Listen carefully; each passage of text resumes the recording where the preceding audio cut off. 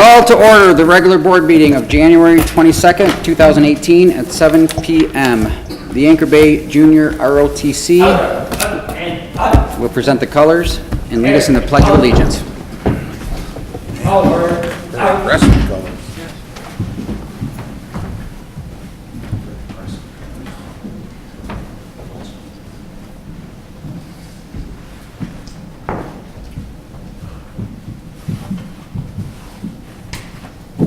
House.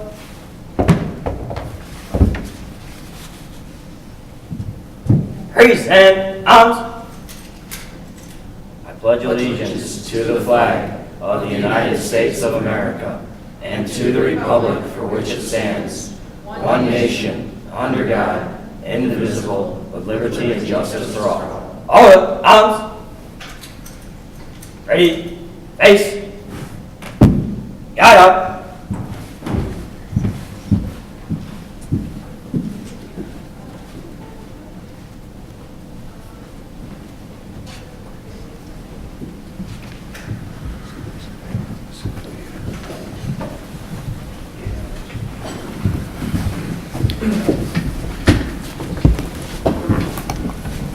Thank you. Clerk Berry, please call the roll. Supervisor Echeverry. Here. Treasurer LaFata. Here. Trustee Anderson. Here. Trustee Joseph. Here. Trustee Demink. Here. Trustee Vosper. Here. Clerk Berry is here. Item 4, presentations. There are none tonight. Item 5, department reports.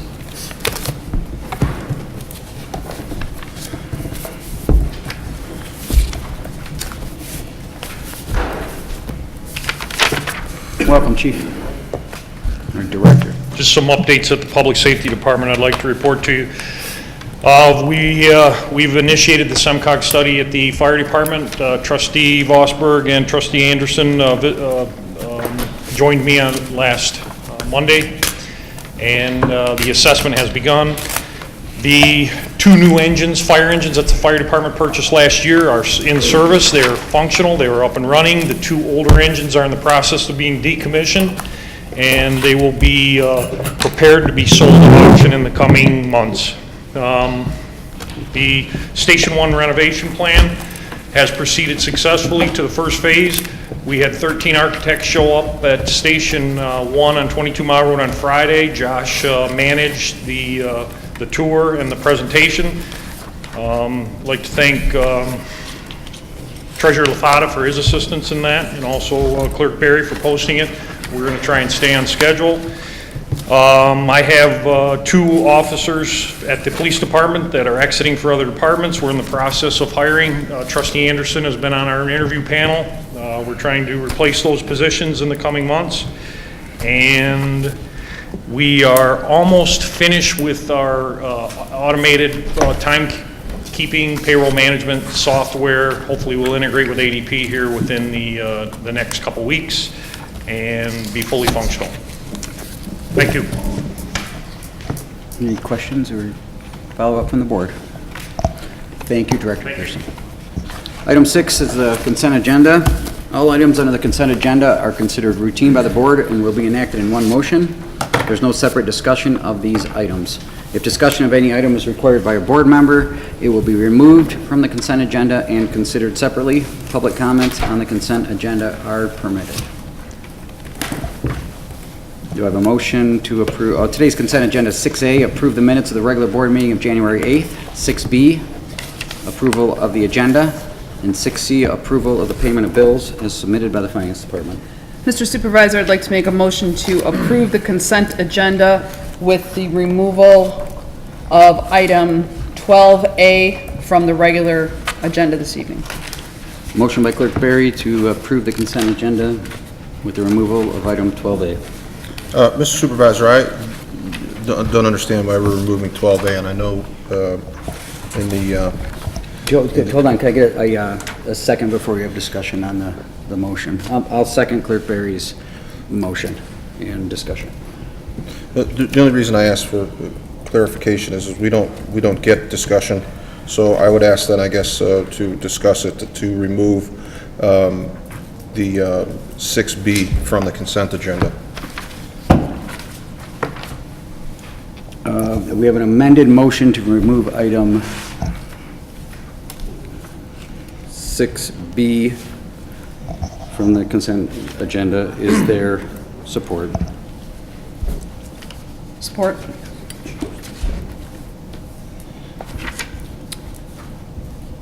Discussion. Okay, so why are we removing 12A? Not a whole lot has happened for the, in the terms of discussion and negotiations of collective bargaining agreements since our last meeting. Okay. I guess I would just ask that in the future, we get some kind of updates, because that's been very helpful to us who are not participatory in the discussions. And this is the last remaining contract to be ratified, and there's a lot that, just whether there's movement, there's still opportunity for, non-negotiating team members to ask questions of our HR director, and I appreciate those. So if we could, even if there's nothing new to report, at least allow the trustees the opportunity to ask questions, that does provide that. So, and I don't see Mr. Herpich here today, so, maybe that's... He is not here. Got it, okay. Very good. Motion by Clerk Barry, supported by, actually, we had a motion by Trustee Joseph, support by Clerk Barry, to approve the consent agenda with the removal of item number 12A from the agenda. Clerk Barry, please call the roll. Trustee Joseph. Aye. Clerk Barry, aye. Trustee Anderson. Aye. Trustee Demink. Aye. Trustee Vosberg. Aye. Treasurer LaFata. Aye. Supervisor Akavetti. Aye. Item 7A, approve the allocation of funds from the 2018 Community Development Block Grant. Mr. Supervisor, just a point of order, if I could make a motion to approve the agenda, which was 6B, which was removed. So I'd like to make a motion to approve the tonight's agenda.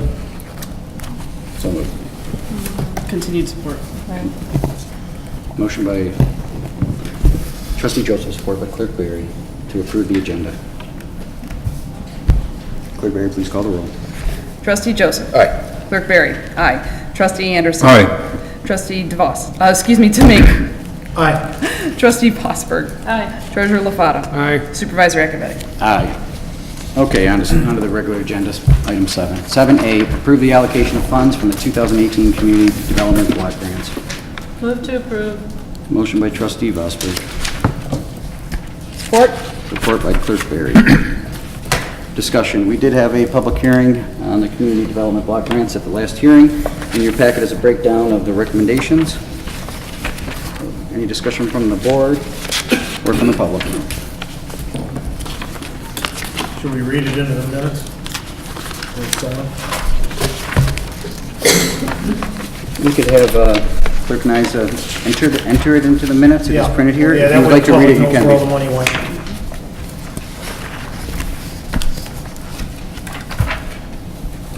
So noted. But that would be included in the minutes, the breakdown. Not unless you'd like to read it, Trustee. No, I'd like it read now. You want me to read it? Sure. Okay. Recommendations for community block grant funds for 2018. Senior center repair, painting, and landscaping, $25,000. Sidewalk improvement, $47,217. Senior programming, $9,642. Care house, $7,200. Interfaith volunteer caregivers, $480. Turning point, $1,000. And wigs for kids, $3,000. Total allocated is $93,539. I'd like to request that Trustee Demink's comments be read into the minutes. Any further comments from the board? From the public? Motion by Trustee Vosberg, support by Clerk Barry, to approve the allocation of funds of the 2018 Community Development Block Grants. Clerk Barry, please call the roll. Trustee Vosberg. Aye. Clerk Barry, aye. Trustee Anderson. Aye. Trustee Demink. Aye. Trustee Joseph. Aye. Treasurer LaFata. Aye. Supervisor Akavetti. Aye. Item 7B, adopt ordinance 168, amending ordinance number 131A to adopt state law amendments to the Liquor Control Code relating to the consumption and/or possession by persons under the age of 21. Motion to adopt ordinance number 168. Support? Motion by Clerk Berry, support by Trustee Joseph. Discussion. This is the second time this has been in front of us. The first publication of this was last meeting. Any further discussion from the board? Motion by Clerk Berry, support by Trustee Joseph. Clerk Berry, please call the roll. Clerk Berry, aye. Trustee Joseph. Aye. Trustee Anderson. Aye. Trustee Bosberg. Aye. Trustee Demink. Aye. Treasurer LaFata. Aye. Supervisor Akavetti. Aye. 7C, approve a conditional offer of employment to William Cribbs, consistent with the AFCME number 1917 collective bargaining agreement for the position of Assistant Parks and Rec Director. I'll make a motion to approve as stated. Support? Motion by Supervisor Akavetti, support by Trustee Joseph. Director Willard is here, along with Manager Burke. If anyone has any questions, and our candidate, Mr. Cribbs. I just wanted to say that the Parks and Recreation Department received more than 20 resumes for the Assistant Director position. We interviewed 4 qualified applicants, and we were impressed by Billy's willingness to work as a team, his desire to broaden his programming scope, and in his words, not be pigeonholed in sports. Additionally, he was the only candidate who said he was a doer rather than a contractor, meaning he is willing to get out there and run programs and events rather than rely on contractual services. He sees the need to work an adjustable schedule, nights and or weekends, to ensure essential programming needs are being met. He is currently employed by the Rochester-Avondale Recreation Authority and has received much praise from the Parks and Recreation Director in Macomb Township. With your support, we would be very excited to welcome him to our department, and we will look to him to expand our programming opportunities and assistant directorship. Comments from the board? Trustee Joseph. Director Willard, does this acquisition now put you in a position where you feel, you're appropriately staffed, maybe for the first time in a long time? Are you where we need to be in terms of staffing levels now with the Parks and Rec Department? We'll have 4 full-time employees. Of course, we would love to grow and have an additional programmer, but right now we're excited. This should really help us move things forward and progress. So I have a question, and I'll save it for a later date to get, specific. Last year, we had a big event, our music festival. And it almost kind of crashed on the rocks because we didn't really have a full-time director at that point. And so a number of individuals in the township, volunteers, Clerk Berry, and others kind of came together. We formed a committee, and we were able to get the music festival, we continued it. Is that something that you see priority this summer? Is that something that I know we've talked about it, we have a committee. Is this something that, you see as a priority now? Our department is always encouraged. We always want to do a community-wide event. Yeah. The Arts and Music Festival has been amazing in past years, not just last year, but in previous years. It's something that our department and our Parks and Recreation Commission had poured their heart and soul into. As far as the direction that it'll be taking in 2018, that is still, under the leadership of a chairman of a committee, which I believe is Clerk Berry. So, well, maybe this is something for you then, Supervisor Akavetti. If we're fully staffed now in Parks and Rec, and in talking with your liaison, Trustee Demink, can we now shift Parks and Rec functions back to Parks and Rec, in whole? Because one of the things that came out of that festival, I asked Treasurer LaFata to give some numbers and to take a look at, we're close to $30,000 on that event. And I understand that our costs may have gone up because we didn't have a full staff. We didn't have the ability to really drill down on all of our price points and things. We were really scrambling at the last minute to try to put together a good program, and we did.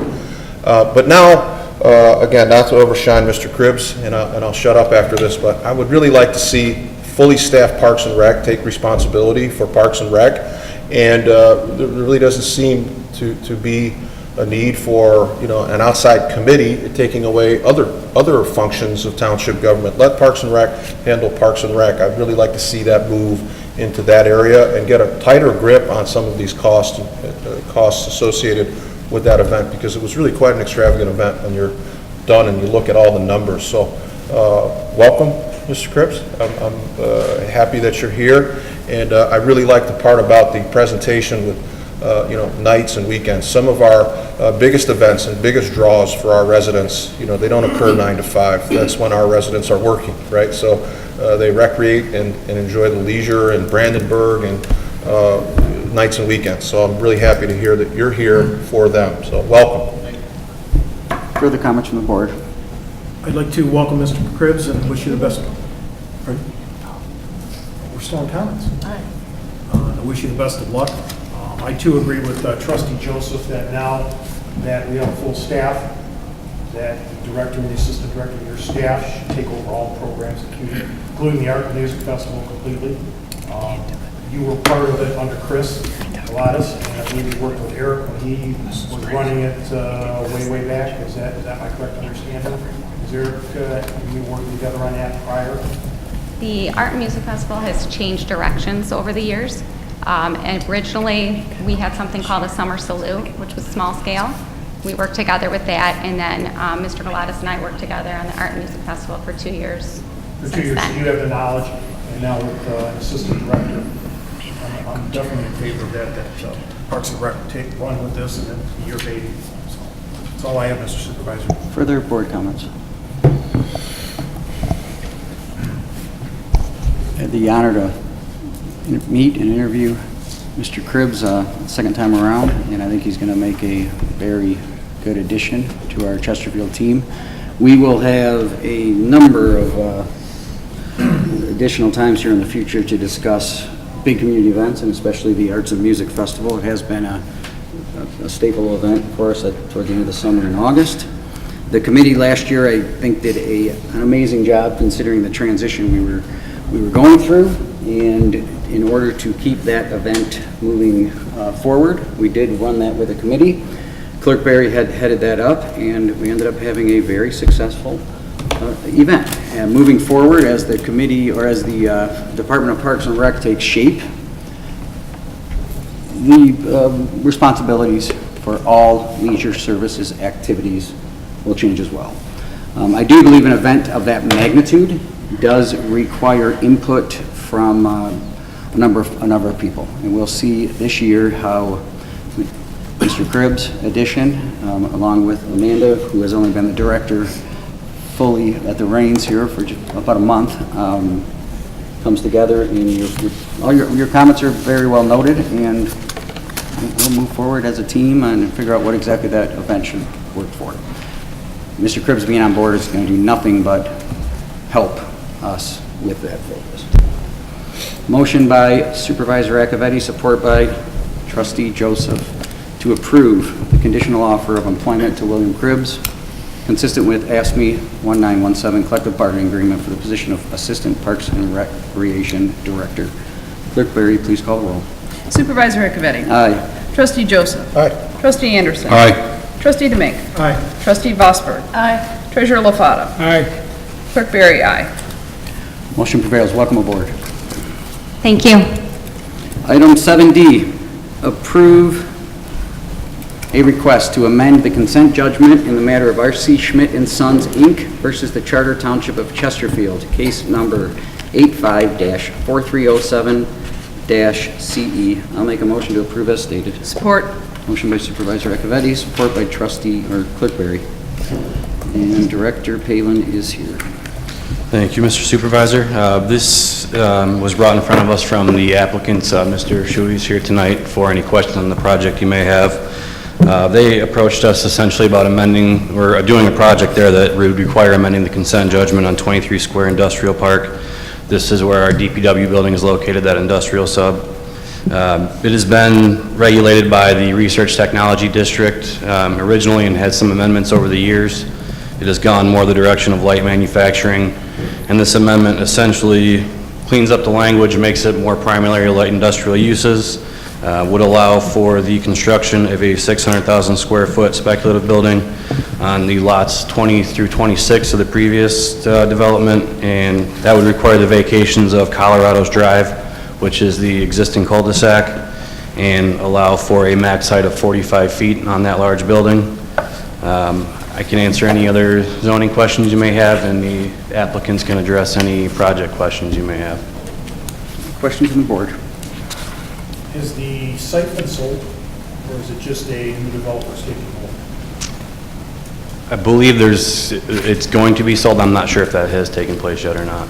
Okay, so the Schmidts are selling it? The Schmidts are selling it? Hold on with your comments. If you could state your name for the record and speak into the... Conrad Shuey, I'm with Burton Katzman LLC, 30100 Telegraph Road, Bingham Farms.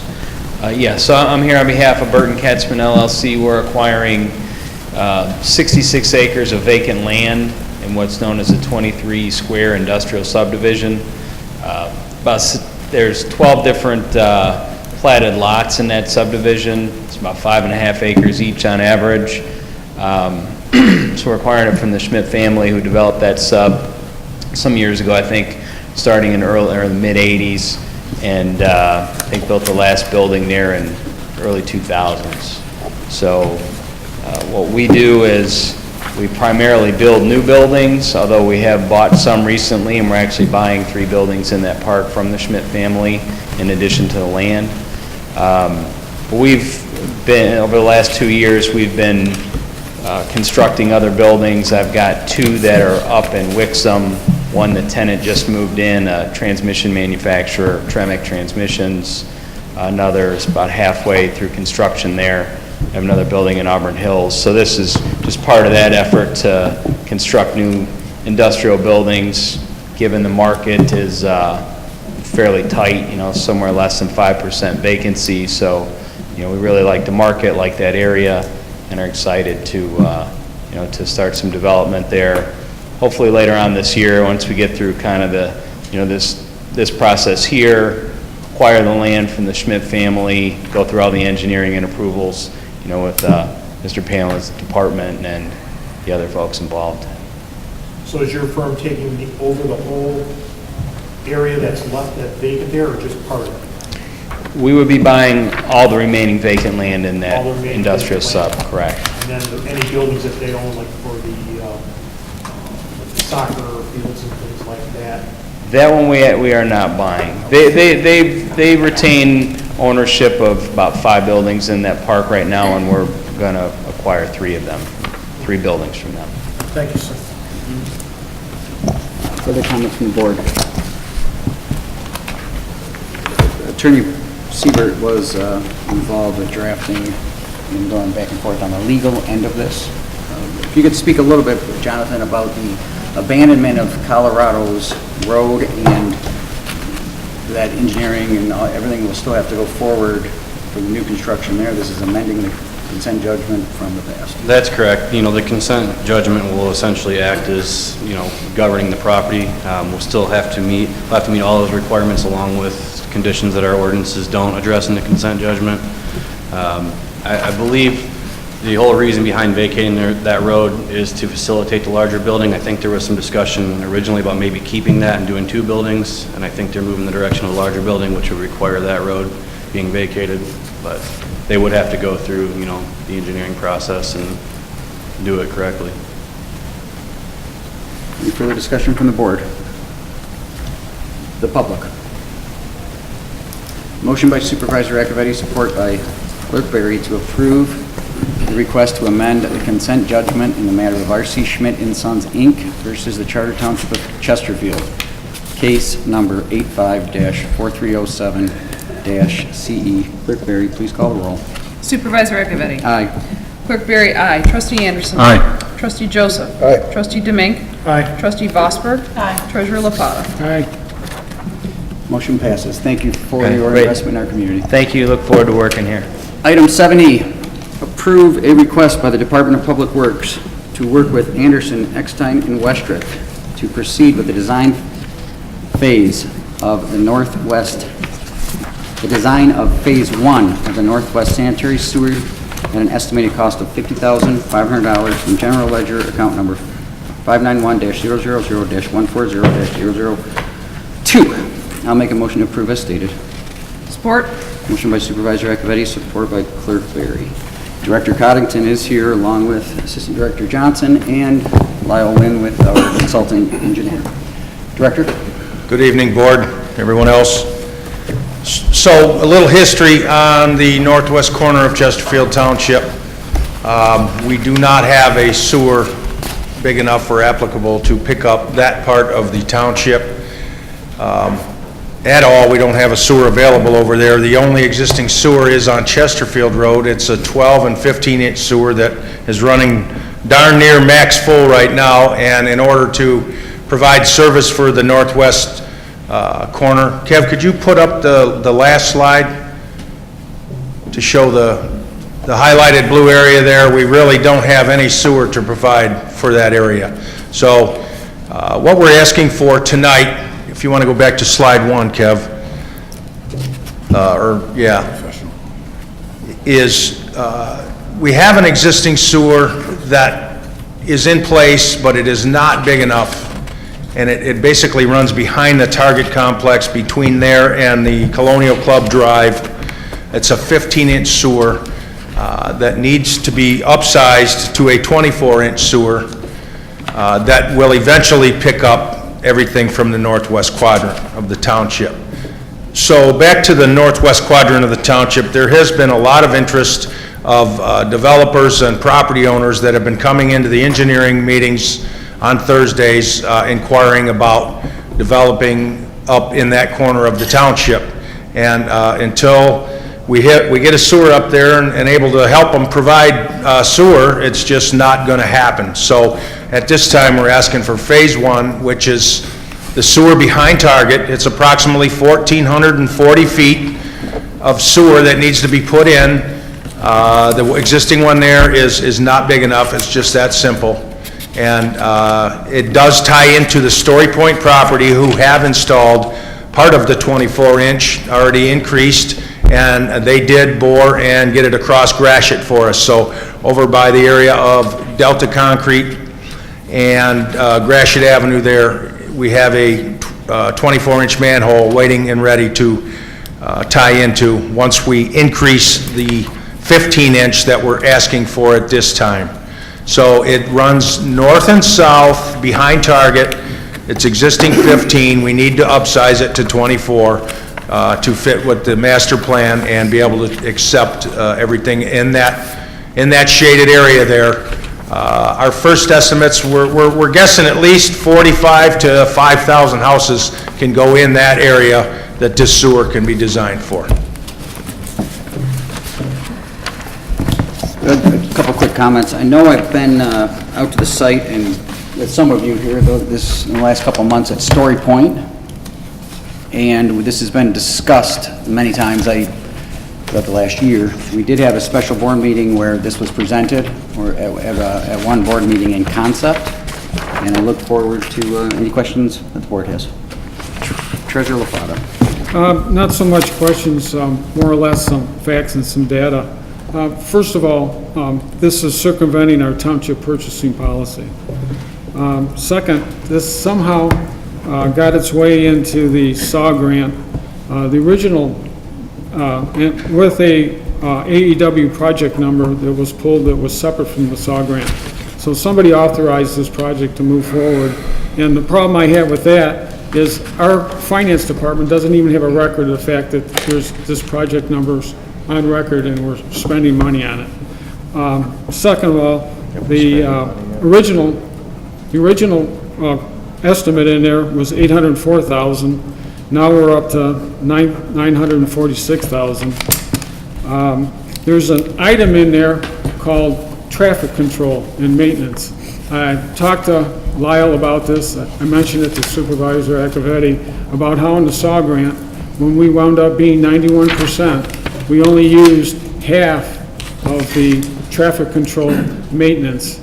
And for some reason at the end, I was told, well, that's the way it's quoted, you have to pay the whole bubble. So we paid $30,000.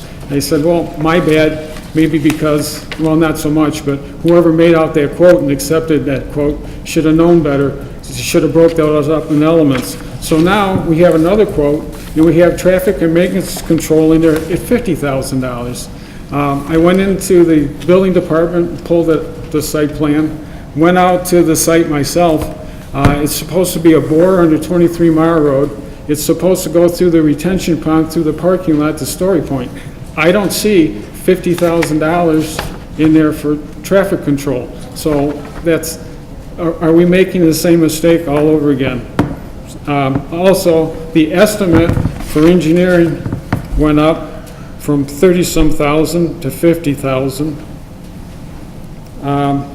The contingencies on our projects were normally 10%, now we're up to 15. So we went from 90,000 to 105. The design and engineering on the original estimate was 6% at 36,000, now it's 50,000. There's other costs that are stated that are going to be in this project that aren't being considered right now, like soil borings and all that other stuff. So we really don't know the total extent of this project. The SAW grant purpose was to evaluate current infrastructure to see if it was decayed enough and the urgency for replacement. There were two places that, according to the SAW grant, were imminent failures. One was Gratiot Leona, and that was fixed and completed. The other one was 24 Mile in W.D. Seaton area. There was nothing in there originally about the urgency to put in a connector under 23 Mile Road to Story Point. In the rate analysis that AEW did back in 2015, in the replacement, there was no Story Point. In 2016 in the budget, there was no northwest quadrant. 2017, no northwest quadrant. This has creeped in there in the last 6 or 7 months. Hold on a second.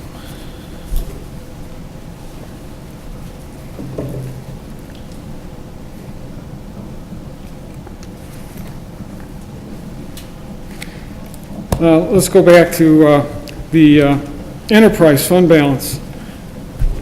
When we were looking at the Water and Sewer Board back in 1/31/15, there was a enterprise balance of $15,128,000. Something drastically happened between then and 12/31, and that fund was reduced by over $3 million. It was drastically reduced. The current fund balance right now is $12,914,000. Of that, almost $3 million of that is restricted debt service. So if you look at that, that leaves us a balance, a usable balance for projects of $10 million. We're not really approving $50,000 tonight. If we approve this, really, we're walking into over a $3 million expenditure. If you take that $3 million out of the $10 million, it leaves you $7 million. What happens if we have the same thing happen that happened back in 2015 and the enterprise fund all of a sudden loses $3 million?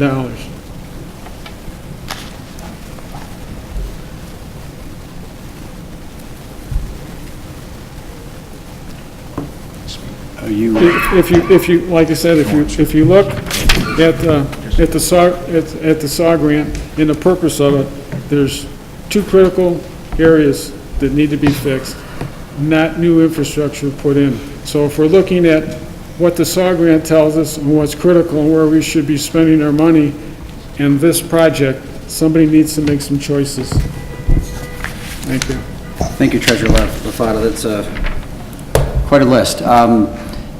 I'd like to be able to stay focused, one, specifically on this project, and two, we'll try to make a decision. I know there's going to be a lot of discussion back and forth if we do the best we can to answer as we go, or if maybe we'll start by taking more answers from board members and just keep a good eye. I'd like to break this down if we can into a couple areas, especially after hearing your comments.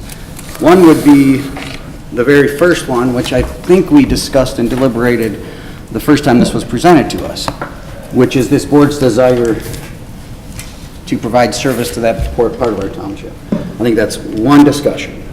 providing sewer to the northwest district of our township. The next discussion, I know whenever our vendor gets brought up, there's a lot of, in the nuts and bolts of how contracts like this are administrated, contract administration, our consultant engineer, and what that relationship looks like. So maybe we do break it down into the project itself, and then the process for designing, and then we even got into, with those questions, some construction, and then he was even into some bigger picture stuff. So I don't know, maybe break it down into those areas once we go forward. But I'm going to move on to Trustee Vosberg. Maybe keep some notes here, and then we'll move on, and then I'll bring it back up to you, Lyle. All right, thank you, Mr. Supervisor.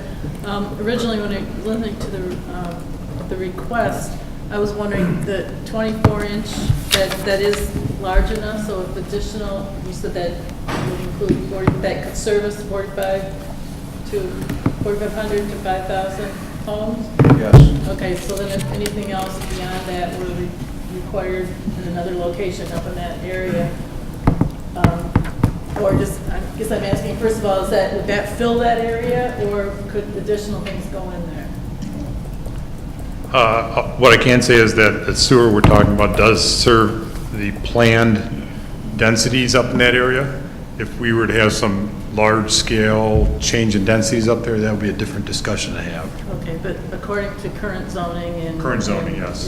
That would be sufficient for that. All right, and then let's just say if something changed, would that be it? We can still hook into that?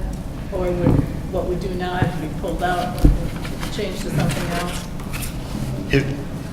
I would say that 24-inch should handle that entire area without any difficulty, unless we went from 2 units an acre for the whole area up to 10 or something odd. Then it'd be a massive difference. Right, so that, and that, we don't know, we have no plans to do that, so, to make those changes, so that's just the small piece.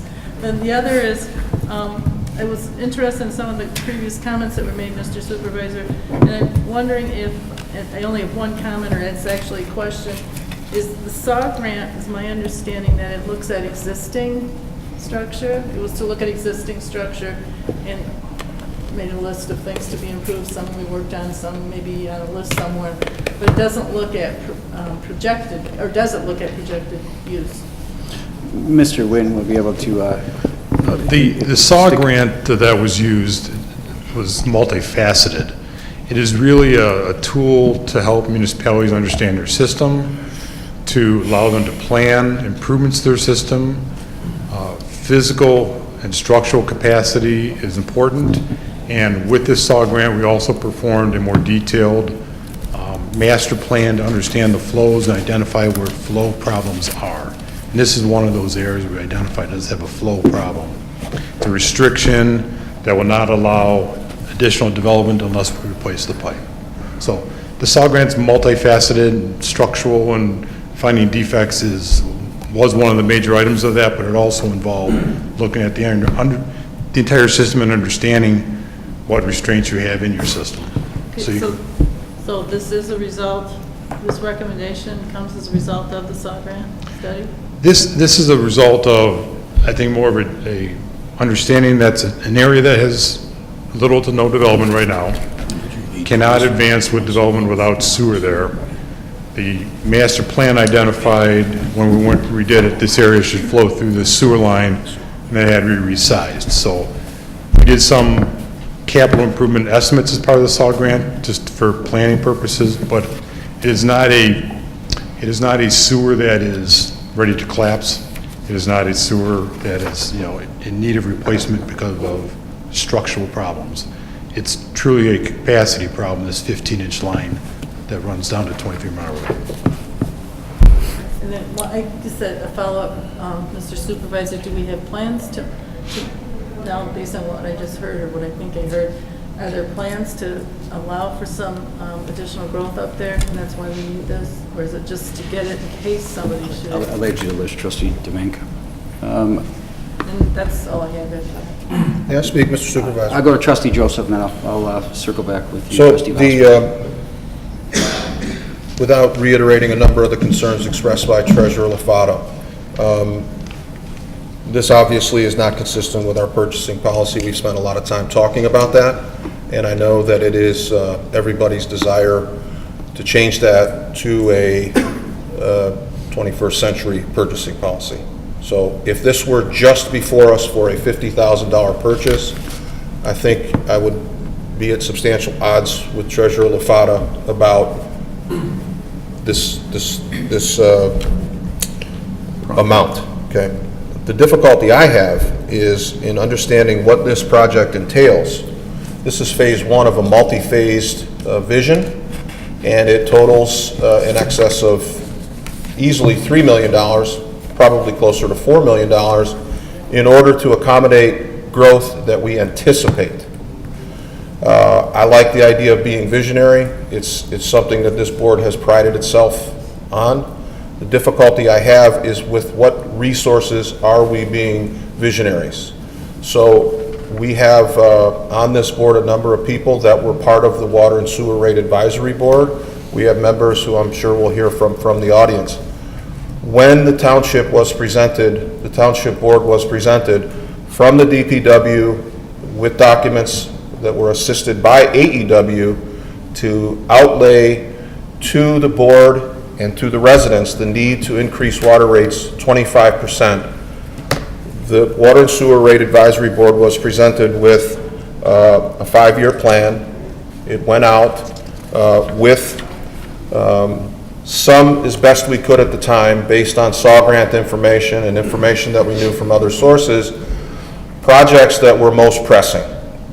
And the projects that were most pressing from 2017 through 2021 totaled over $23 million. It was more than double of what we had available in our enterprise fund. So when individuals came forward and said, why not use some of the enterprise fund to pay down the 25% proposed water rate increase, it was met with real opposition. And it was said that that would be very short-sighted because you have over $100 million in infrastructure that has a life expectancy of 50 years, and every year $2 million basically erodes into the ground. You've done nothing for a long time, and you made some very compelling testimony, Mr. Cowdington, at the time. You said, we were very uncertain about what the future would hold financially, so we adopted a break it and fix it sort of. We didn't do a lot intentionally because we didn't know financially where we were. We were presented with an outline for the future that looked like a very neglected infrastructure that was in dire need of some immediate repairs to the tune of $23 million over the next 5 years. I like being a visionary, and I like the idea of, build it and they would come. Build it, they will come. I get it, and I see the vision. The problem is you can't do it at the expense of the people who have already paid for the infrastructure. And what about all those projects that were laid out? So we're talking about a substantial water rate increase at some point to do both. There's no way that the existing resources will facilitate this. If we're going to the vision plan and we're going to adopt the, build it and they will come, we have a master plan that is way out of date. I've been working on the planning commission now for a year, and Trustee DeMink was on it 8 years or more, 12, I believe, pretty close. And at the end of his tenure, that committee developed a new and updated master plan. They've been on me every meeting. When is that master plan going to come before the board? When is that master plan coming before the board? At a minimum, we are clearly here not talking about ensuring that residents who have already paid for the infrastructure are equipped with safe and all of the improvements that you laid out. We're talking about people that have yet to disclose their intentions. So, yeah, I'm glad that we have all this traffic, and what about the north end? But I think there's a way to sort of partner with developers and people who are serious, perhaps maybe some type of bond arrangement, some type of we'll put in, you put it, you guarantee to put in this development, we partner with you. We have, cash in hand or an offer in hand. To build this and to approve it on a very small scale, 50,000 I understand, but this is, as as Treasurer LaFata said, exactly how you eat an elephant, one bite at a time. And the first bite comes tonight at $50,000, and I think it's a mistake. I think that we are obligated to bring in the updated master plan and at least see the vision. And I would ask that we table this until such time that we have passed an updated master plan. So I would like to make a motion to table this until such time that we have a master plan. There's been a motion to table by Trustee Joseph. Support. That does supersede the motion that has already been on, and support by Trustee Demink. Discussion on that motion. I don't know that we have motion to, Yeah, discussion on motion to table? Super Whitler. I don't think your rules allow the discussion on the motion to table, so you just vote on it. Motion by Trustee Joseph, support by Trustee Demink to table. Clerk Betty, to which, can you amend your motion to a date and time, or are you going to table it indefinitely? I would just ask that we table it until we have a updated master plan.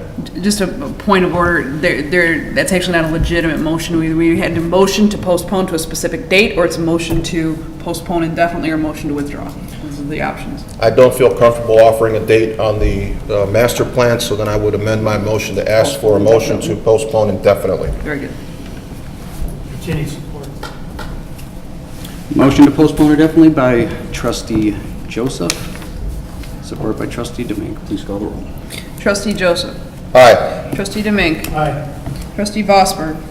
Nay. Trustee Anderson. Aye. Treasurer LaFata. Aye. Supervisor Echevetti. Nay. Clerk Berry. No. Motion passes. 7F, approve a request by the Public Safety Department to renew a contract with Tyler Technologies for the maintenance and servicing of the department's computer-aided dispatch and records management system for the amount of $84,811 from General Ledger number 205-301-801. Do I have a motion? So moved. Motion by Trustee Anderson. Support. Support by Trustee Vosberg. Director Kirsten. This is a historical service agreement, maintenance agreement for our CAD's records management package and our mobile data terminals in the cars.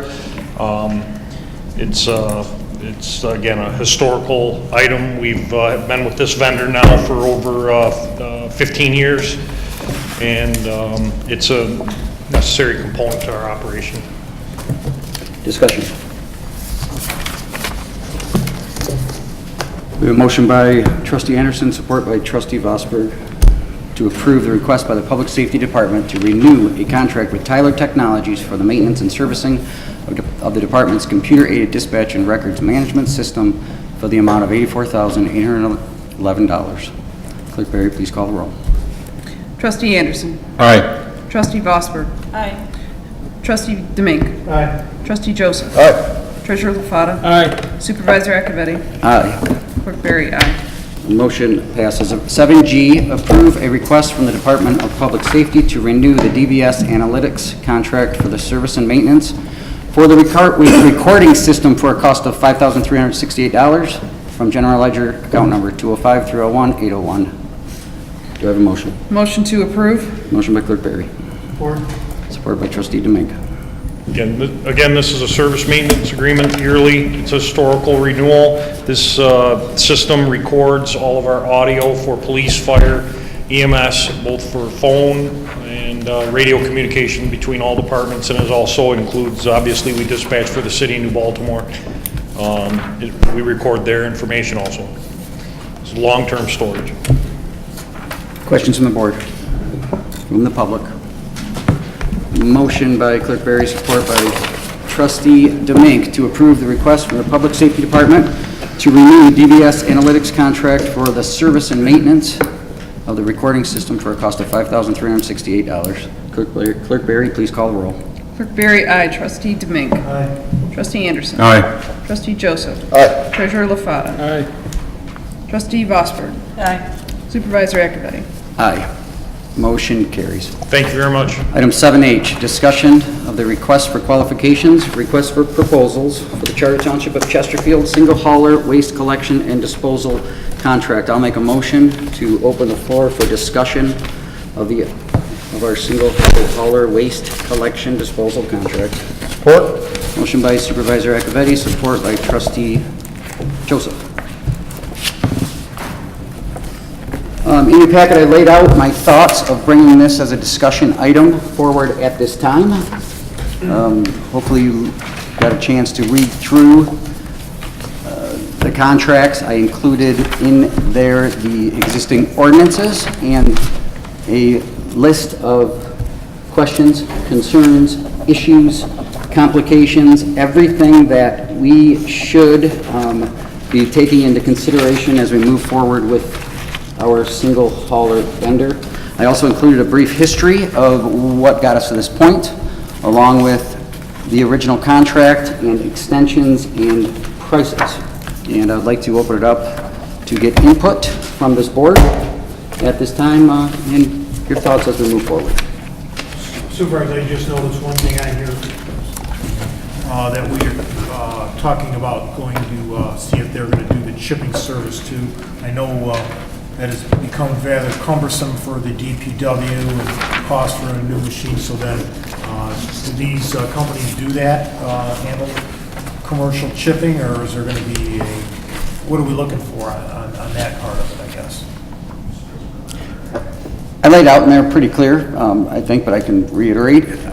I look at this service as a all-in service. What's this service that we provide? To get rid of solid waste, disposable, recyclable, compost waste, brings non-hazard into the equation, brings recycling long-term, and it also brings chipping into the equation. It's something for the last year, we do our own chipping here in Chesterfield Township with personnel that, the discussion is basically, is that something that Chesterfield should be providing, or should it be encompassed in a solid waste management solution? So do they provide it? My intent would be to put it in there and see if they do. Some communities, they do provide this service. What it looks like, is it 1 week a month from April through the beginning of November, that week only at the beginning of the year? Who manages the list? Do the calls still come into our DPW with the addresses? How do they get paid for? That's just one little topic that has a bunch of different options to it. I put chipping in there because I think it's a very important piece to try to include with our solid waste management contract as we move forward. Trustee Anderson. Yeah, Mr. Supervisor, I perused it real quick. I just wonder, in previous contract with our old vendor, if there was a resident that was in arrears on their payments, it was, put on their tax bill or something. Has that been amended, or what is the process there?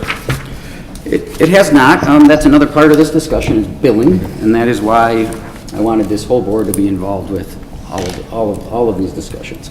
So our ordinance says when a payment, for starters, and I think this is pretty basic for most here, the vendor, who is Green for Life, laid out here, bills each customer individually. So that in and of itself is something we have to look at as we renew this contract. They bill each customer individually. The customers that go delinquent, those bills go on our tax rolls pursuant to our ordinances. We, in turn, pay our vendor, and the county, or us, collects those bills for those delinquent tax bills. Is there any, as far as our workforce here or providing that service, is there any recovery of fees for the township itself? Again, I wouldn't mind Treasurer LaFato to comment on that. We have had many discussions on it. Do you want me to? Yes. Actually, over the last 4 years, since it's been renewed since 2014, the township's collected about $1.2 million in arrears. It seems like the amount of people that aren't paying their bills increases every year. It's gone from 1,500 parcels that didn't pay their bills in 2014 to 1,632 in 2017 that didn't pay their bills. And currently, the township receives nothing for going through, putting it on the tax bills, and then writing the checks when the tax money comes in to the waste hauler. If I could, the discussion items on the last page of my list, what I'm really looking for, and it doesn't have to be here publicly, and big picture discussions. Maybe we decide to put together a quick committee or something to go through this process. But every item, and I'll run down just the quick bullet points. Duration, that's kind of a basic one. 3-year contract, 4-year contract, with extensions. What is the right decision moving forward? Even stepping back from there. And we've had 4 extensions since 2005, which are laid out in the packet. Do we want to have another extension? I would like members' input. I've laid out here what my thoughts are, but I'm looking for your input. So then moving down the list, this is just a very partial list of the items that we discussed, but there are some big ticket ones. And I would like some other ones that maybe I missed in this list. Duration.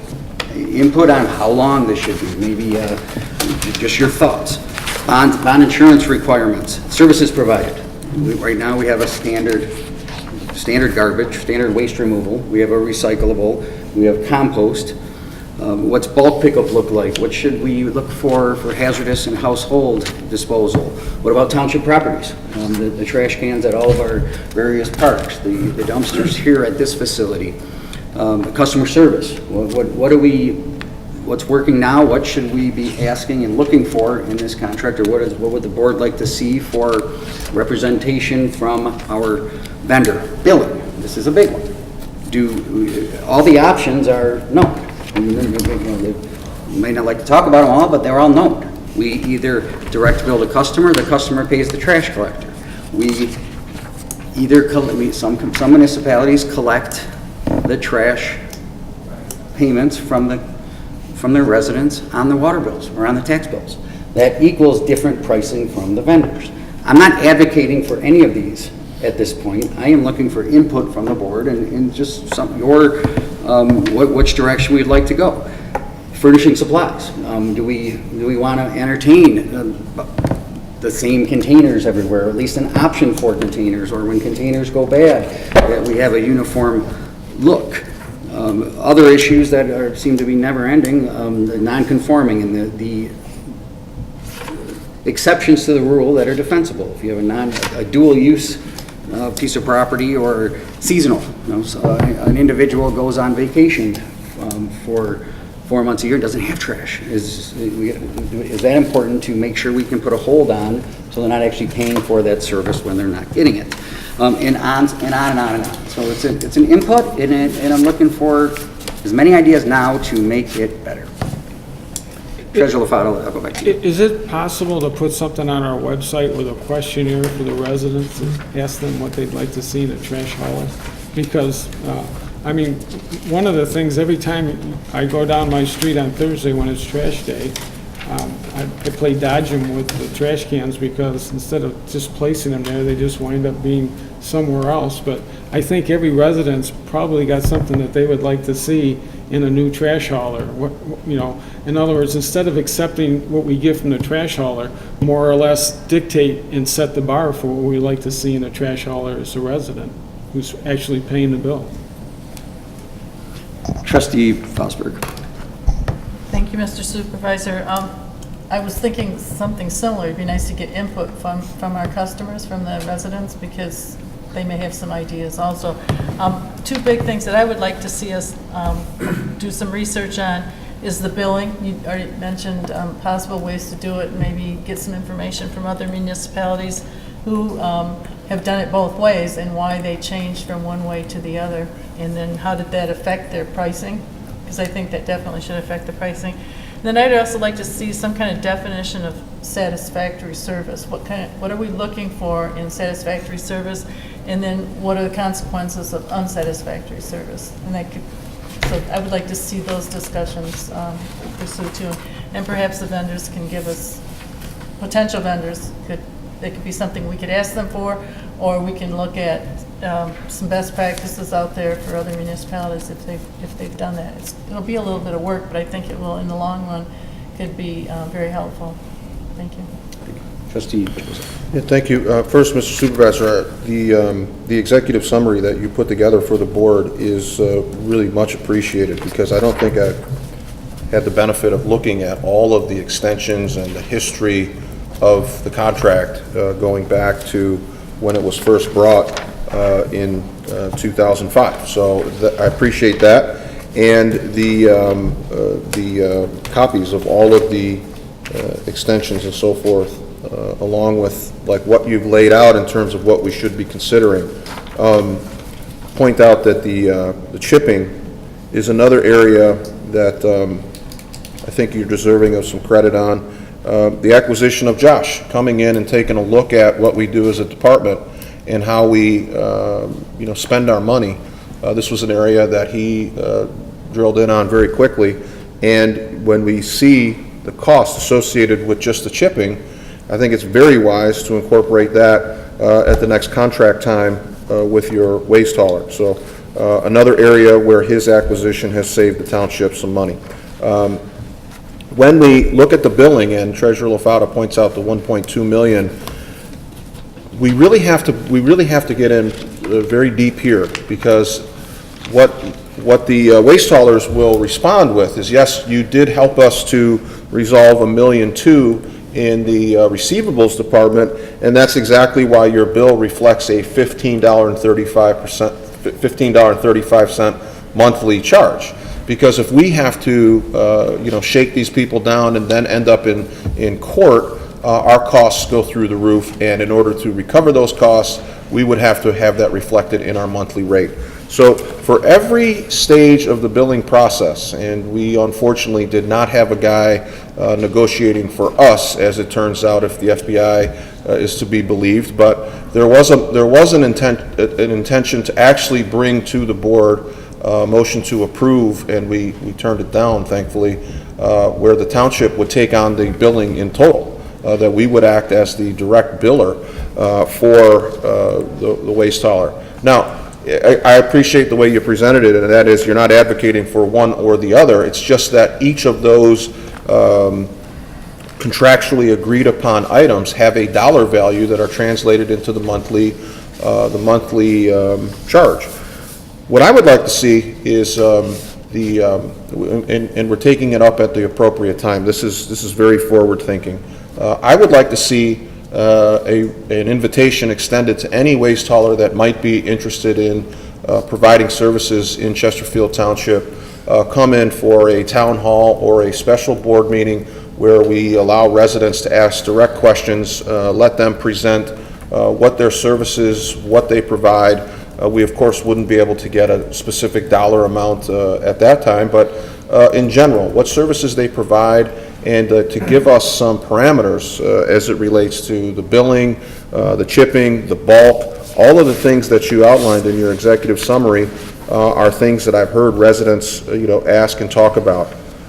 The way we have it set up right now, it affords the customer, our resident, to deal with problems with service directly with the provider.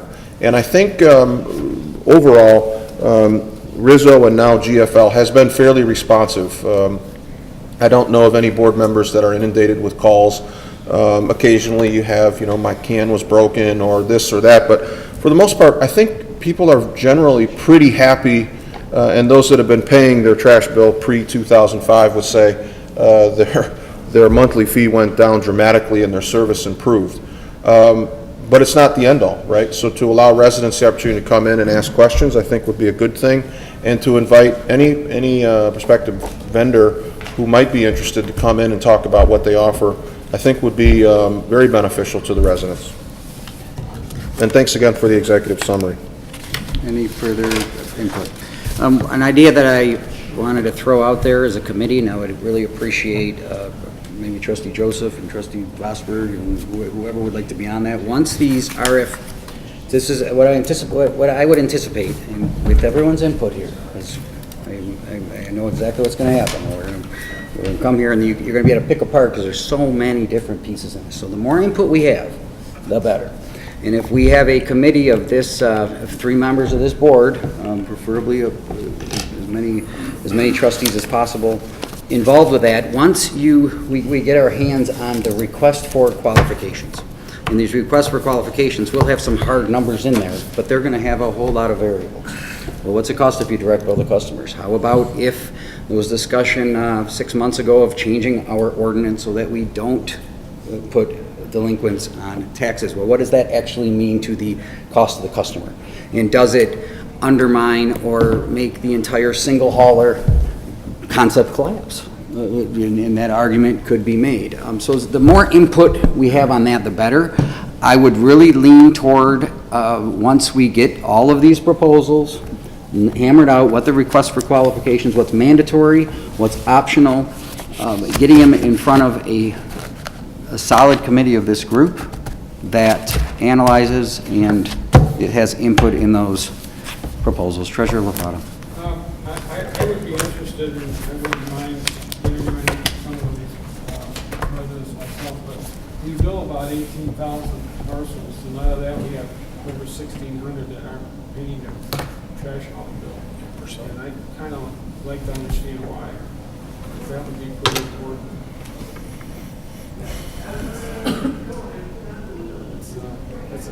To me, that's almost 10% of the billing parcels that aren't. I'd like to hear comments from the public if they have any. We have a couple diehards out there on trash and garbage collection and that whole issue. It's not. Make sure if you could come up. Okay, thank you. No worries. Okay, Clerk Barry. Thank you. I'd like to also have some interaction with our residents as well, because I'd like to float an idea that hasn't been talked about yet, and that is abandoning the single waste hauler and taking that decision away from government and giving it back to the individuals who are paying the bill, and have people decide on their own which waste hauler they would like to use. We can certainly set parameters to help accomplish some of the stated goals of the original intent of going with a single waste hauler. We can limit the number of days, we can limit the number of haulers that we allow, perhaps 3 of them. We license 3 of them and then allow them to go into the market and ask residents and vie for their business. And once we put them in a competitive environment, perhaps we see lower prices. I don't know if that's an option. I don't know if people are interested in that, but I'd be interested to see if people would be interested in taking a look at that. So I think that there is some value to convening some sort of a committee or some that allows for public input into just about any option that may be on the table, whether it's how we manage single hauler or if we even still want to keep single hauler. So I would definitely support the formation of some sort of a committee and strongly encourage public participation with us as we move forward in making our decisions on how to proceed. There we go. Now we're getting it. We got all sides, and absolutely, that's part of the discussion. Do we want to even? Why did we go to single hauler in the first place? And we have these discussions and we hammer it out. And the more input we have from this board, the better. We have one. Yep. Mr. Kasich. I'd like to remind Clerk Barry that the reason everybody went to a single hauler and voted to have the township get a single hauler, because at that time, our garbage rates with the 3 or 4 haulers we had varied very much, but not only did they vary, but they were extremely high. At that time, which was what, 10, 15 years ago, I remember my garbage bill being somewhere around $50 to $60 a quarter, which is far greater than we're paying now. Getting one single hauler, getting everybody to bid on a contract, having them understand what the contract was a good idea. So, you want an opinion from somebody? That's my opinion. Get some competition in there. Thank you. Anything else? I would really appreciate as much as possible on this. I do believe, which I laid out in my request, that this is something that needs to be acted on quickly. If an additional vendor or even our current vendor is renewed, there may be requirements equipment-wise, container-wise, which that is going to need more or time to prepare for. And I think by July 1st, this service contract needs to be wrapped up. Therefore, it needs to get going here in the next several months. Trustee DeMink. This question would be directed toward Mr. Siebert. Mr. Siebert, that was voted by the residents on my first term in 2004. If we did away with the single, how would that have to happen? That was voted on by the people to invoke a single waste hauler. I don't remember whether it was an advisory question or it was a mandated question. That's at least 15 years ago, maybe longer.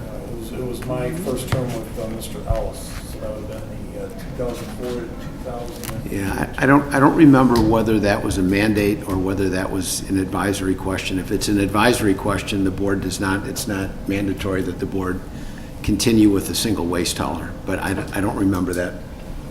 All right, look it up and then let me know time. So Once the committee gets put together, and you seem to have a lot of interest in this, maybe that's a good spot for us to snuff out all of those questions. And there's going to be a lot of them, every bullet point and ones that aren't even there. Joe brought it up, and because I agree with him, because I think it was like $90 every quarter, Joe, if I remember right. It was ridiculous. Yeah, just to echo that, if I may, the trash bills came down by a third. I mean, they weren't even close. And you had the collective buying power of the entire township. You had, you know, you didn't have 15 different trucks running up and down the street. Every day was trash day in Chesterfield, so there was always something blowing through the, you know, the community. And the township at that point just acted as the sort of negotiating agent for the third party. And slowly but surely, there was an attempt to make us part of the accounts receivable, which, you know, again, now we're resolving, we're the first party to resolve customer complaints instead of, you know, dealing with it when the customer and the company were at an impasse. So it ties up time, and I think it's worthwhile to find out exactly what all of those things cost. You know, for every you know, billing nuance, there's a reflective monthly, and I think this process is good, and we'll flush all that out. But, you know, again, I realize we're in the brainstorming phase here, so all options on the table.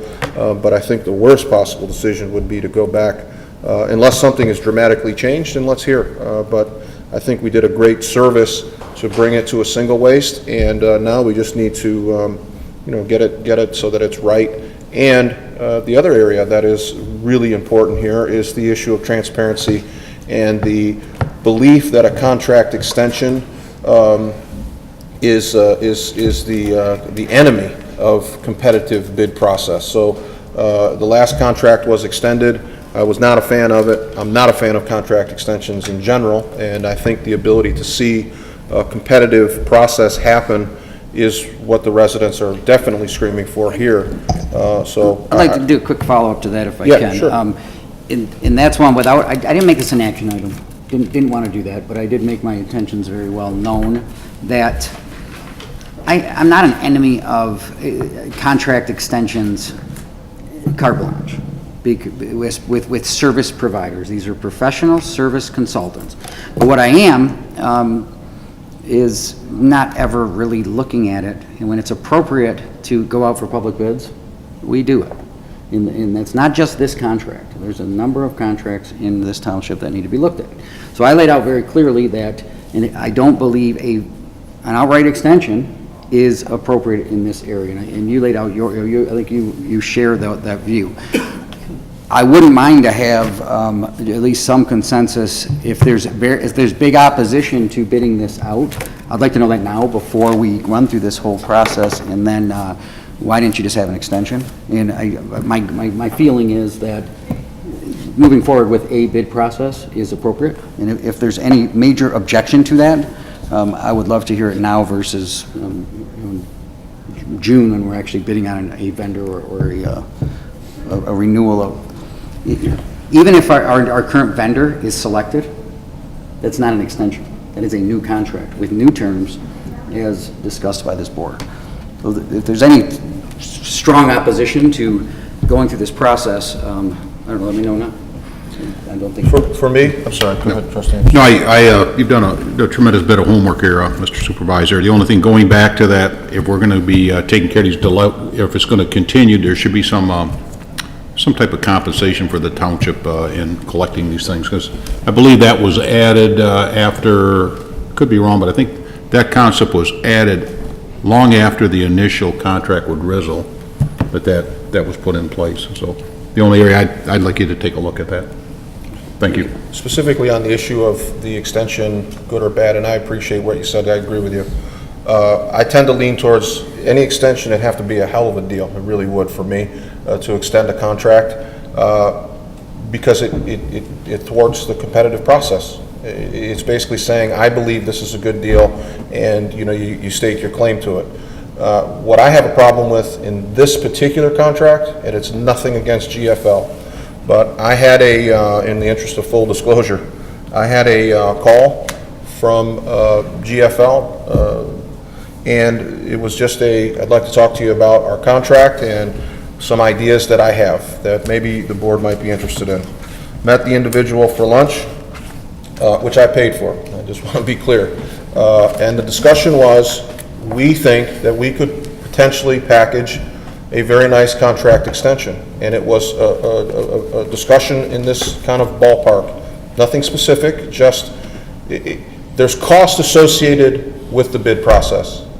And so you do have a motivated vendor if they can get you to extend the contract. It's a deal that you might not get if you go through the bid process. In this particular case, in this community, with everything that's happened, there is absolutely no way, in my opinion, I could support a contract extension without at least offering a opportunity to another vendor to come in and say, we can do that and better. And we won't know that unless we engage in a bid process. So I told that individual, and it was it was a nice meeting. He happens to be a great guy and an honest guy.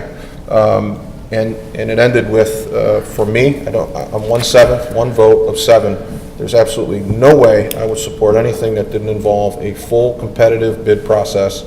I really do appreciate and like the idea of defining what we're asking for bid for, because that may change, and that may have changed, other services, billing, and all these other things that you've laid out very well. The contract might not be the same, and so a full competitive bid process with as much input as we can get from board members and residents is really what I think this process calls for, and I think we're on the right track. Thank you. Any further discussion on the discussion for single hauler waste collection? You want to poll for the bid process or no bid process? So I think I got 4, so are we there?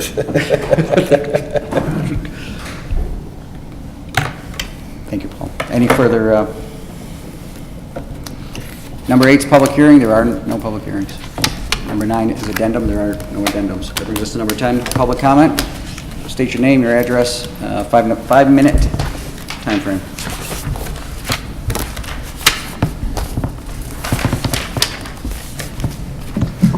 Joe Kadich, I live on Sutton. Basically, I prepared something in response to the presentation by the Water Board that pretty much Trustee Joseph reflected, and Treasurer Paul did. Essentially, and I'll give out some handouts on this, but essentially my big problem was the fact that you were dependent on the enterprise fund to fund this whole thing, which everybody, I think, figures out is going to be somewhere around $4 million. I don't know why we can't get together with the customers out there, or potential customers, developers, whoever, and get the funding up front. Putting a sewer in and depending on people signing up and getting the money from the taps is just, there's no guarantee when or how much you're going to get back out of it. You're throwing money away out there, plus you're basically replacing a working sewer to get to that point. Now, the enterprise fund, if everybody remembers, consists of money that you're collecting from all the customers. It includes money that they pay for the water, but it also includes money to sustain the operations of the water department. It's debt that's collected in there. There's a number of things. Also, there's a percentage of that bill, which I think is what, right around $10 for water and sewer, and I don't remember what the ready to serve is. It's probably around $50, $60 a month, I think, or not a month, but a quarter. But a portion of that is designed and picked up as depreciation, and depreciation is for replacement of the lines. There's about $2 million a year out of that money, all that's collected, that should be put aside for line replacement. Now, unfortunately, over all the years of all the bill collecting, you would think with that money being pulled out of there, there'd be a lot more money in that fund. There isn't. If you take and you ice off what you need for operations, for paying the Detroit Water and Sewer, or Great Lakes now, and Macomb, and everything else in debt, you probably can play with about $4 million right now, and hope, depending on how the water department runs, you hope to get maybe $2 to $4 million every year since. Now, to take $4 million out of this bill, or for this bill, as it says here, there's no cost to the customers, but in actuality it is. People have contributed to that fund. They own that fund, basically. You take that $4 million out, and you're costing them, if you're assuming we've got about 23,000 what you would consider equivalent meters. It's fewer customers, but that's what they pay on these equivalent meters. It's about $175 a customer that you're taking away from them that should be used for replacement to pay for this, to give this gift to the people in that section, to developers, or whoever else is there. Now, when it comes time to replace those lines, now you're going to have to say, all right, I'm sorry, I spent that money, it's no longer available, we have to do that line. I'm going to have to charge you $175 more this year to recover that money. Plus, I'm going to have to charge you more for everything else that's coming down the way, in the way of replacement, in the way from what's ever going to be needed from the SAW grant. It's not right. If you're going to do this thing, do it so it doesn't come out of the fund. Do it so you pick it up from the people that are out there or the developers. Don't put this on the back of the existing people. Make the department stand up, replace the lines that have to be replaced on time. One of the big ones, I think Don, Kevin will acknowledge last year, was they had to replace 23 Mile Road line. We even had one of their people that worked for them, was on the board, and said how bad shape that line was. It was rusted, goes east and west, it was completely rusted. If that line goes, you lose God knows how many thousands of customers east, north and south from there. It goes every place. About 10 seconds, Joe. Anyway, so that's all I've got to say. When you get into this, don't put it on our backs. Thank you, appreciate it.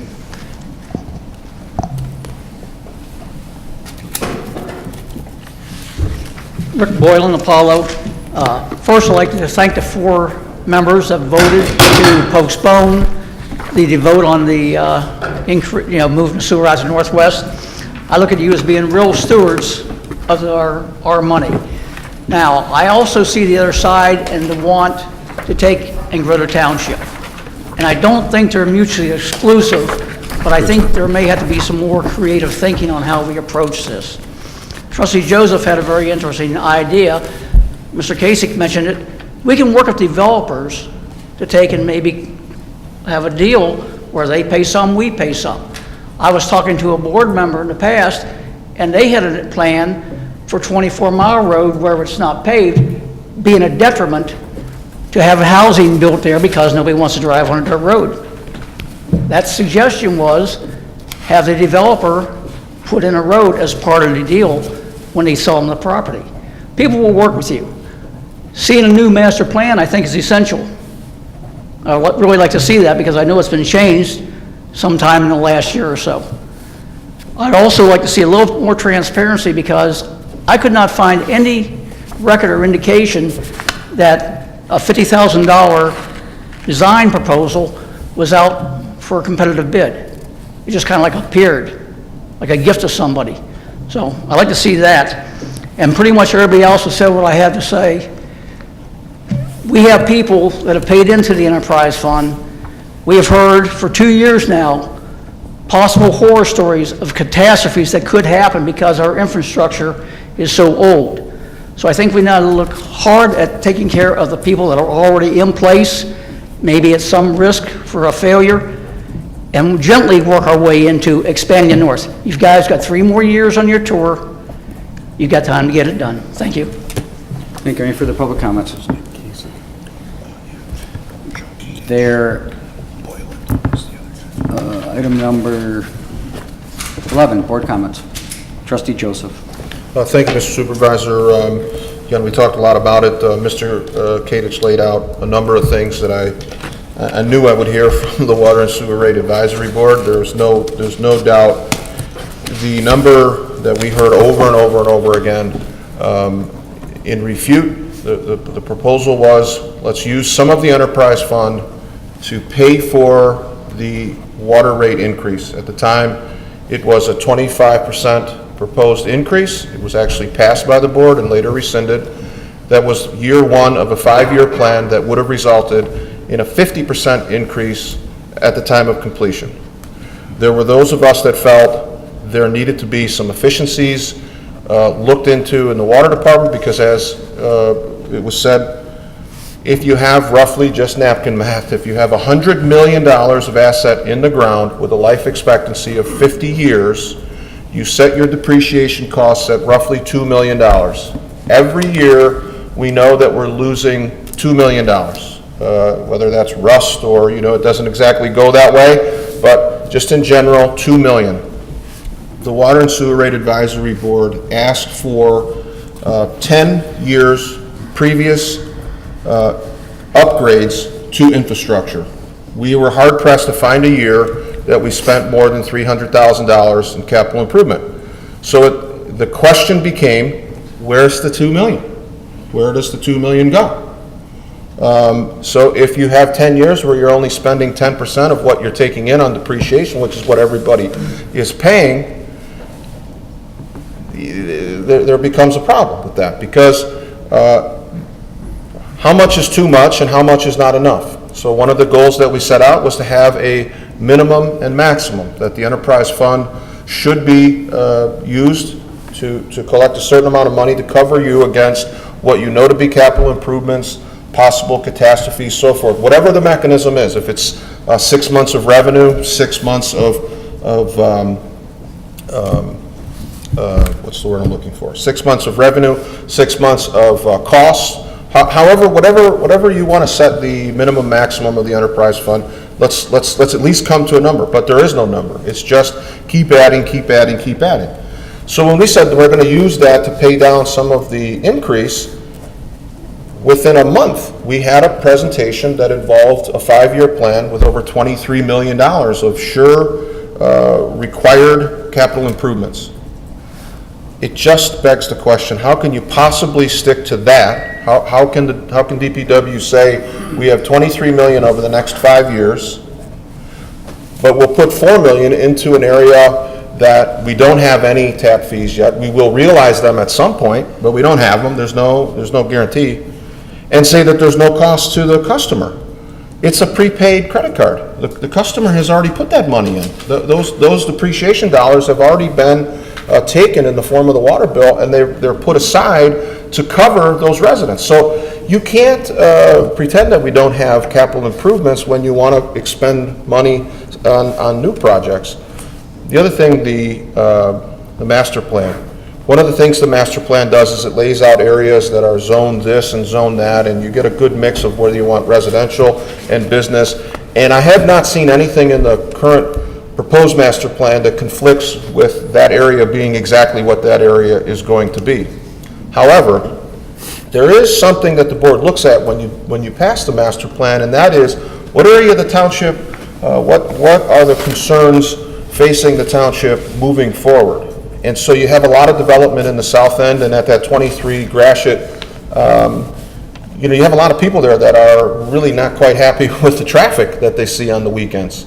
The idea of putting 4,000 new homes without doing some work to see if it's supported with the existing infrastructure is a problem. You at least get to vet out those things when you discuss the approval of the new master plan.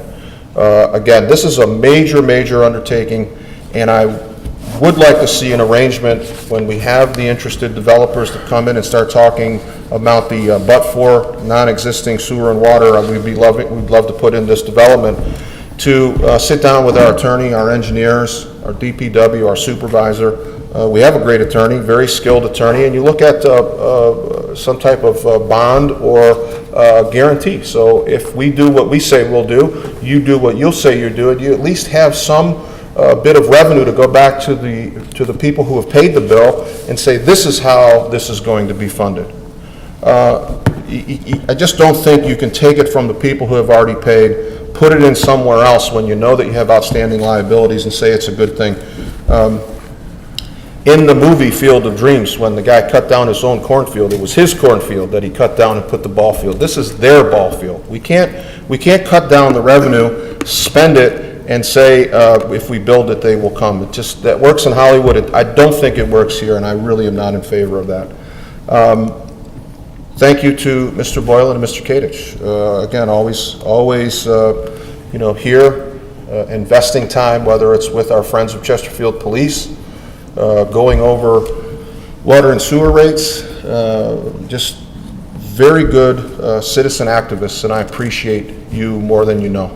The more individuals that we have here, talking about these things and caring about things, the stronger the community we are. I'd like to say welcome to our new Parks and Rec Deputy Director, Ms. Willer. I'm glad that you now have a full staff and a lot of good things coming in Parks and Rec.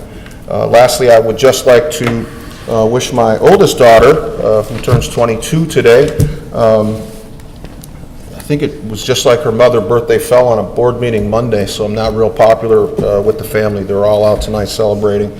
But I'm glad to be here with you, and I wish my daughter a very happy 22nd birthday. I'm extremely proud of her. She's a great young lady, and really would like to have been at dinner with her tonight, but well. Thank you. Trustee Anderson. Thank you.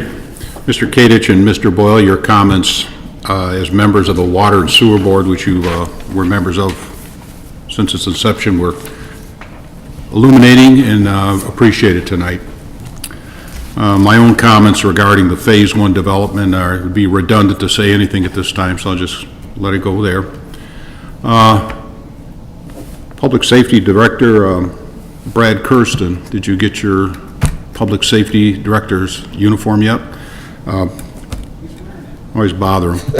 I'd like to thank you for your continued work in development of a public safety protocol which you've been working on. And finally, Mr. Cribbs, welcome to Chesterfield Township as the Assistant Parks and Recs Director. Thank you. Trustee DeMake. Okay, to start with regarding the sewer line, I've always been a proponent of the Water and Sewer Department because it's been in my blood, but I definitely had some questions on it. And we keep talking about the development of the Northwest. There's this master plan. It's come up with discussion with David. He brought it up tonight. This was done when I was on planning. I've been off planning since last year, December. This needs to get brought forward to this board and explained. The 9 people on the planning commission, I didn't work on this. This was their baby. But the 5 guys devoted a lot of time to this. It was left. The last administration didn't want to do it because it was election time. Okay, there was a big change on this board. This board needs to see this plan, let the planning commission show this to you guys, and explain what they did and why they did it. David, sorry if I'm cutting into some of your time, Dave, but this is your baby now. And let it be done. They worked on it my term. It's been sitting almost a year and a half. This needs to be shown so we can know. We keep talking about the northwest portion of the township. These guys are the ones, they're the citizens, they're not the politicians. They are citizens like you and I, you people out there who worked on this and what they envisioned for the township. So I believe this needs to come to this board at a special board meeting and let the planning commission show it to everybody and explain it to the board members so we know what's going on, what they are proposing, and what we like, or if we don't like them, to do different things. So that's one of the main reasons why I voted against this sewer thing. So I want this brought to this board once and for all. Let's get it done. Let's get it out there. Mr. Cribbs, welcome to Chesterfield. I wish you the best of luck. Amanda, you can use the help, and you go get them with this Parks and Rec department now. You have a full crew, and you know how to get a hold of me. Just whatever you want. And now I have my announcements that Amanda gave me to give. Time is winding down to purchase your tickets for the Parks and Rec Department's bus trip to see Paw Patrol live. Gather your toddler or grade schooler and travel to the Fox Theater for this special offering. Seats available through January 26th or while supplies last. Tickets are $32 for a resident, includes all service fees, transportation, and parking costs. Next one, set your little turkey sights toward the end of the alley and prepare them for strike up some fun. The Youth Bowling Club starts February 7th, runs through Wednesday, March 21st. Price includes 2 games, shoe rental, and a slice of pizza or a hot dog and a pop each week. Sign up individually or with a friend or even more. Saturdays are for dodgeball. Register your kids and tell their friends too. No Better Schoolyard game runs from February 3rd to the 24th for ages 8 to 12. Go to our Parks, ChesterfieldTownship.org website to save your spot. And also, if you're interested in about creating healthy, active lifestyles, have a love of the community, and you want to be a perfect member of the Chesterfield Township Parks and Recreation Committee, it's a group, volunteers their time, generating ideas, promoting programs, and working with the Parks and Rec Department. The advisory board meets every month during the 2008 calendar year at 6:30 p.m. If you're interested, send a letter to Supervisor Accavetti and to the Parks and Recreation Department. That's all I have. Thank you very much. Trustee Vosberg. Thank you, Mr. Supervisor. I too would like to, I'm very looking forward to some new things coming out of the Parks and Rec Department. We've got some possible projects coming up that would include the historical village. I think that's just a good way to add that to the experiences that we have in the township. And that's all I have for tonight. Thank you. Treasurer LaFata. I'd like to welcome Mr. Cribbs to Parks and Rec Department, and also like to thank Mr. Kadish and Mr. Boylan. I'd like to expand a little bit on Mr. Kalin's thoughts about current residents paying for this infrastructure going to Northwest Quadrant. Did a little research, talked to our assessor. Normally, new construction is funded through assessments. Problem with assessment is that it has to directly benefit those that are going to pay for that assessment. Unless it adds value to your property, the assessor can't assess your property for new infrastructure. In this case, if you really look at whose property is going to increase in value, is somebody that owns the property or is going to own the property in the Northwest Quadrant, not the people that are currently paying their sewer and water bills. So proportionately, I think we need to rethink how this is going to be funded. Thank you. Clerk Berry. Thank you. A couple of things. We've had quite a few phone calls and inquiries regarding the government shutdown and how that affects passports. The most recent, they call it appropriations lapse, does not affect passport processing at all. It is still 4 to 6 weeks for a standard passport, 2 to 3 for an expedited passport. So there is absolutely no disruption in passport processing from the Department of State for people who have had that question. Secondly, we've had questions regarding the new Real ID. We have information pamphlets available up at the clerk's office about this. The Real ID was enacted by the federal government in their standards following the September 11th, 2001 terrorist attacks. And what basically it says is that after October 1st, 2020, if you do not have a Real ID compliant driver's license or state ID, a U.S. passport or other TSA-approved document, you will not be allowed to board a domestic flight or enter certain federal buildings or military bases. The Secretary of State is offering the Real ID cards now when you renew your license. There is no cost for that. However, you will need to bring in some additional documentation. If you do not have a Real ID compliant license or ID card when you go to renew your license, you will need to bring with you your license you currently hold, your certified birth certificate or a U.S. passport, and if you have had any name changes, any marriage licenses or divorce decrees as well. If you've had 3 marriages and 3 divorces, you need to bring all 3 of those with you to show the 3 different name changes. So that is some additional documentation you will need to bring. If you have any other questions, you can go to the Secretary of State's website, and there's a whole bunch of information on the Real ID card, or you can come to the clerk's office and we will have these available for you. If you have a U.S. passport, you do not need a Real ID license so long as you have your passport with you. So it's just when you go to the airport, if so many of us are used to just giving them our ID and our boarding pass, and that's not a Real ID, you need to have your passport with you, or you need to get your license certified as a Real ID. So those are things you need to be aware of. Again, the deadline on that, October 1st, 2020, when that goes into effect. If you have any other questions, again, contact Secretary of State's office, go to their website.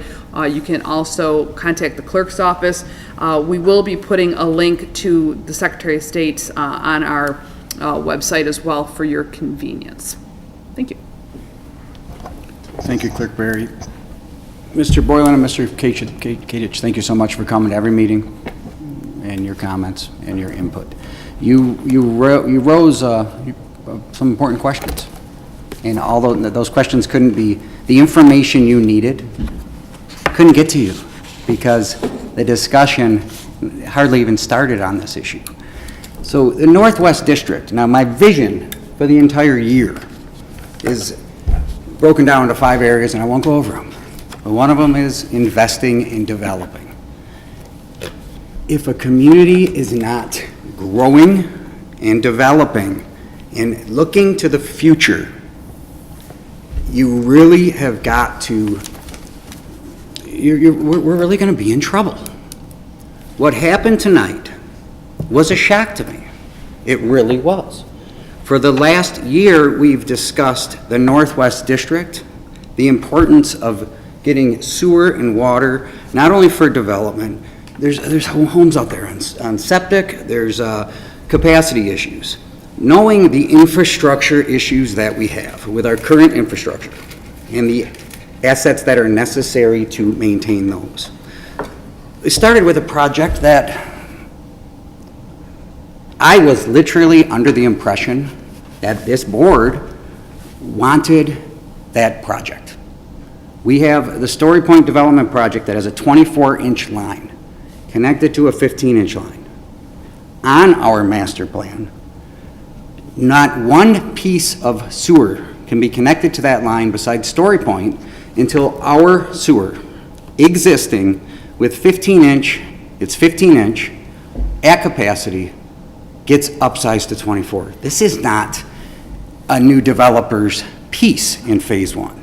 The information you were looking for with partnerships with developers, investors, that's all. If you don't think that's going on, then maybe you gotta run for this job every day, and engineering meetings, discussions, meetings with developers and what's happening. All that's being troubleshot. Phase 1 is our sewer, it's undersized, it's at capacity. Phase 2, to answer your questions, now a developer with 2, 3, 4,000 acres, now you can have the conversation. Well, this $2 million piece of force main, a pump station, still through developed property. Now you have the discussion to participate. But without this Phase 1, that's our line, our undersized sewer, that piece is not, no ifs, ands, buts question. It is on our master plan, it is in developed pieces. That is our responsibility. And I was just under the impression that this the concept of providing sewer to the Northwest District was supported, and that's wrong. And I will be bringing this back, because I do believe that chunk of our township needs sewer. This piece of it is vital. Phase 2, we can talk about. Now you're throwing stuff, and especially the design. The design piece of this, regardless, if a developer builds it or we build it, we're designing it. This piece of it, we'll have many, many other bites at the apple when specifications go out, when prices come in. Do we actually want to build it? Do we want to make the investment? But to not even design this piece, that regardless, we're going to design. We, as a township, own that piece. We will design it. A developer is not going to design that chunk. Even if you fast forward, we are going to design that. If you build it, is another discussion. I will be back with this, because I don't believe I misjudged the message I've been giving for the last year, which is we want this development smart. You brought up 24 Mile. But for 24 Mile Road to be paved, this sewer needs to be done. That's this growth, that's the development. If not, we need to participate with the county and pave that road at a tune of $1.1 million in today's dollars. With sewer, with development, it solves all problems. It makes it a lot better. And to think that to take this issue and simplify it to what was done tonight and cut off that debate at the time it was just a shock to me. So my tone I apologize for. I was just taken off guard with how that went down tonight. As it comes to the master plan, that item was postponed indefinitely.